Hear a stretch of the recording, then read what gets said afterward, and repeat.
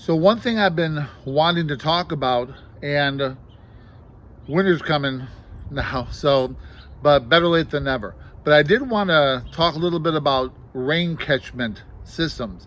Now, Red Pines, I don't have a well dug yet. A well up there is going to cost me about $13,000 because Red Pine kind of sits on a lot of granite. So, in the meantime, what I do use is rainwater, which is actually better for your crops, your plants, anyways. And so I've developed several rain catchment systems up on the property. And the latest ones, and I'll show you other ones I've done, but the latest one that I put together was next to the greenhouse.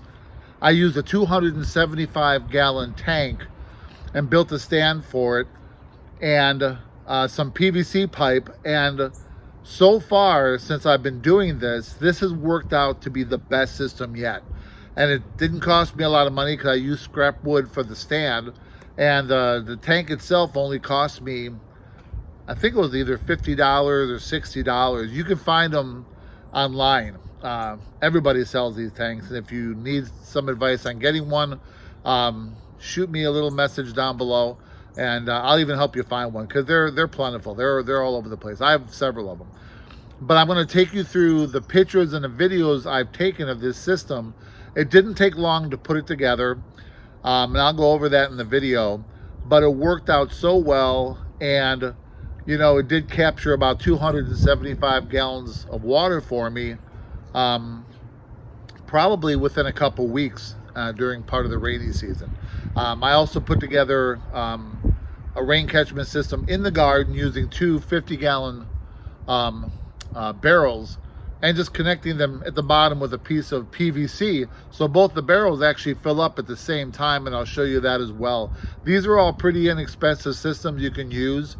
A lot of people in the cities will just use the rain barrel under their garage gutter or their house gutter, and depending on the size roof and the rain, you can fill up a 50-gallon barrel, honestly, in one rain, in one storm. I've filled up, probably 100 gallons of water in like 2 days of rain, you know, so it does fill up pretty quick.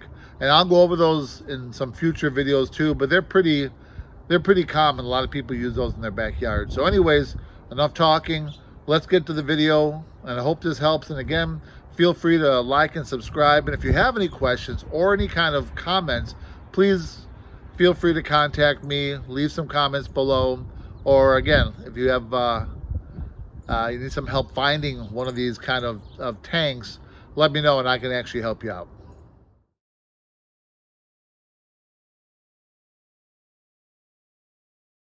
As mentioned, the PVC and the polycarbonate are the secrets to the success of this system. I took a piece of 2-inch PVC pipe and cut it to the width of the roof, actually a little longer than the width. I drilled holes only on one side of the pipe, give or take about 3 to 4 inches apart and in somewhat of a straight line. Then using a jigsaw, I cut a slot into the same side of the pipe, making sure to include the holes. I slowly slid the edge of the polycarbonate into the slot, and because the polycarbonate has ridges on it, it kept the slot open about 1 inch, and that's where the rainwater would flow in.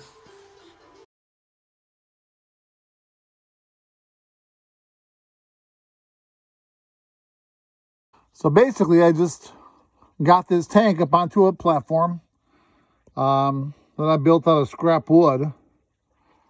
I built that little roof on a slant, and basically what happens is it just comes down into a piece of PVC pipe and then feeds into the top of this tank. It's pretty simple, but it works great.